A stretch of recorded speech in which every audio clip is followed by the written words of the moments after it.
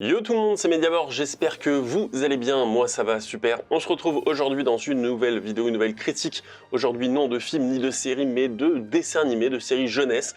Aujourd'hui vient juste de sortir la nouvelle série de Netflix qui s'appelle donc Jurassic World Camp Creatus, la colo du Crétacé, que j'attendais quand même depuis un certain moment. C'est une série produite par Frank Marshall, Colin Trevorrow et Steven Spielberg et qui raconte l'histoire de plusieurs jeunes issus de milieux totalement différents qui vont devoir survivre lors d'une colonie, on va dire une colonie un petit peu spéciale qui se passe à Jurassic World pendant les événements, ou un petit peu avant les événements du premier Jurassic World et après les événements de Jurassic World. Alors comme Creatus, comme j'ai dit, c'est une série que j'attendais quand même depuis un petit moment.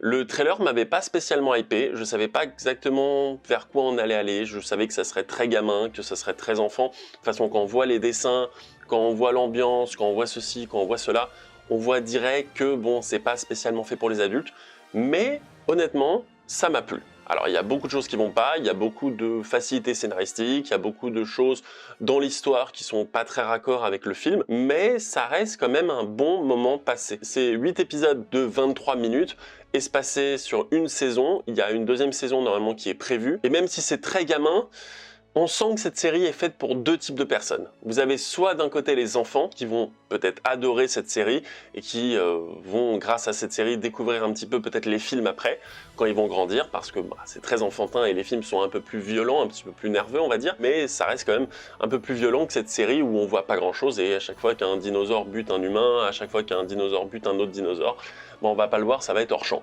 Donc pour le coup, on voit bien que c'est clairement destiné aux enfants.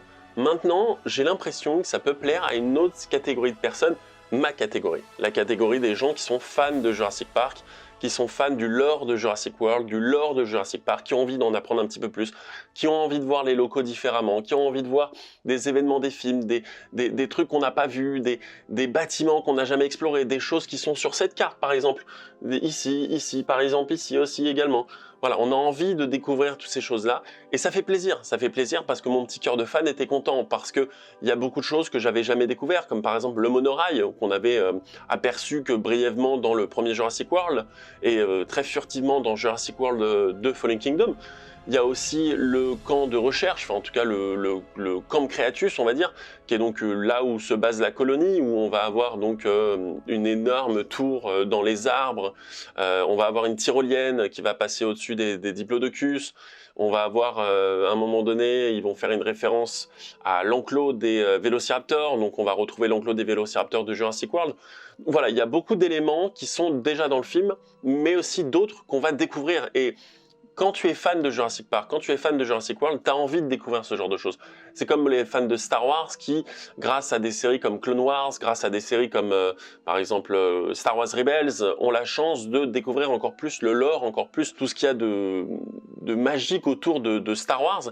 Et pour moi, c'était l'occasion, on va dire, de découvrir autre chose que ce que nous proposent les films. Alors comme j'ai dit, il y avait pas mal de facilité scénaristique, ça veut dire que à chaque épisode, donc, qui dure donc comme j'ai dit 23 minutes, on va avoir un moment où les enfants vont aller faire quelque chose, une activité. À chaque activité qu'ils vont faire, il va y avoir un événement, il va y avoir un problème, ils vont se retrouver dans la merde et clairement, on t'a envie de te dire, mais c'est vraiment les pires enfants qu'on aurait pu envoyer sur le parc, parce que ils n'écoutent rien, ils ne respectent rien, la seule chose qu'ils ont envie, c'est d'aller voir des dinosaures, d'aller foutre la merde. Alors, c'est aidé par un des personnages qui s'appelle donc Kenji, qui est donc un Asiatique, qui est un peu le gosse de riche. Je pensais que c'était peut-être le fils de Henry Wu à un moment donné, mais apparemment pas, qui se la pète, qui se la joue, qui est riche et qui a un manoir, avec un bowling en dessous, enfin nous raconte un petit peu autour de ce personnage. Et donc, forcément, ça va être un peu le mec qui va croire que c'est un peu le parc à son père, quoi. Parce qu'il connaît Masrani, en tout cas, il dit connaître Masrani. Est-ce qu'on verra par la suite si oui ou non il le connaît vraiment? Est-ce qu'il connaît vraiment les personnages ou est-ce qu'il est juste un petit gosse de riche qui pense connaître tout sur la vie? Ça a l'air d'être un peu plus le cas. En tout cas, il va emmener notre personnage donc de Darius, qui est donc un Afro-Américain, qui a été envoyé dans la colonie après qu'il ait résolu, on va dire, un jeu. Et Darius, on va dire que ça va être le gentil, qui va couvrir Kenji. Il va y avoir d'autres personnages, alors je les ai un peu oubliés, on va avoir le cliché de l'instagrammeuse, de la youtubeuse qui a 50 millions d'abonnés et qui ne se fait pas forcément reconnaître par les premiers venus, qui est à fond avec son téléphone, qui a absolument envie de faire des stories tout le temps, qui est un petit peu, qui se la joue, qui se la pète, mais en fait qui se révèle être gentille et qui se révèle avoir un cœur, et au final, voilà, bon, c'est un petit peu des clichés. On va avoir Yasmina qui s'appelle, qui est un petit peu, on va dire, badass. Il y a aussi un autre personnage, alors pour le coup là je l'ai carrément oublié, elle a un ranch, elle est un peu hispanique, voilà, on sent quand même, si vous voyez un petit peu comment où je vais, on sent que cette série a clairement envie de plaire à un large public. Ça veut dire qu'on va avoir un asiatique, on va avoir un blanc, on va avoir une blonde, on va avoir une brune, on va avoir une rebeu, on va avoir une hispanique, on va avoir... C'est très bien, c'est très bien. Est-ce que c'est forcé? Oui. Est-ce que c'est très bien? Oui, parce que ça permet aussi de s'identifier, qu'importe le pays, qu'importe l'ethnie où tu es, ce genre de choses, je trouve ça très bien. Je trouve les personnages plutôt intéressants, ils ont tous une personnalité propre, il y a des personnages plus ou moins intéressants, d'autres développés. On a un personnage qui va avoir du mal à se faire des potes, il va être un petit peu dans sa bulle, un petit peu... je sais pas exactement, mais on nous le présente un peu comme un vrai peureux, comme un mec qui a vraiment peur de tout, et qui va peut-être à un moment donné se révéler au grand jour comme étant peut-être un mec qui a des couilles, quoi, d'une certaine façon. C'est vraiment du cliché, quoi. On a donc le cliché du geek, le cliché du mec intello, le mec, l'instagrammeuse, youtubeuse que tu veux, le cliché de la sportive, voilà, on est full cliché, voilà, donc on aime ou on n'aime pas, en tout cas moi j'ai pas détesté, mais c'est pas non plus transcendant, quoi. Et donc je vous parlais des facilités scénaristiques, on va dire qu'il y a beaucoup de choses dans cette série jeunesse que je comprends pas. Alors je sais que c'est axé pour les jeunes, je sais que voilà, mais j'ai quand même l'impression que c'est fait aussi surtout, comme j'ai dit tout à l'heure, pour les vrais fans, pour les gens qui ont envie de découvrir encore plus le lore de Jurassic World. Et il y a des choses, des fois, où tu te dis « Ah ouais, alors pas très clair, quoi ». Ça m'a rappelé que dans Jurassic World, le lagon, donc qui est au milieu de l'île, et au milieu de la mer, enfin près des côtes dans Jurassic World 2 Fallen Kingdom, ça j'avais oublié, donc ça m'a un petit peu sauté aux yeux. Également, surtout les moments où on va voir des personnages qui vont être sauvés in extremis, qui vont être, on va dire, au dernier moment, qui vont avoir un truc qui fait qu'ils vont s'en sortir, ils arrivent toujours à se sortir des situations. Alors, c'est des enfants, mais ils arrivent toujours à se sortir des situations sans qu'ils sont jamais vraiment en galère. Les autres sont un peu stupides, mais eux, les enfants, sont un peu plus intelligents que les adultes. On a 2 moniteurs de colonies de vacances qui sont clairement là pour être un peu les Owen et Claire de Jurassic World, qui vont tout faire pour récupérer les enfants, mais qui vont à chaque fois arriver en retard, qui vont arriver après la bataille, on va dire, mais vraiment limite, mais genre 2 secondes après des fois.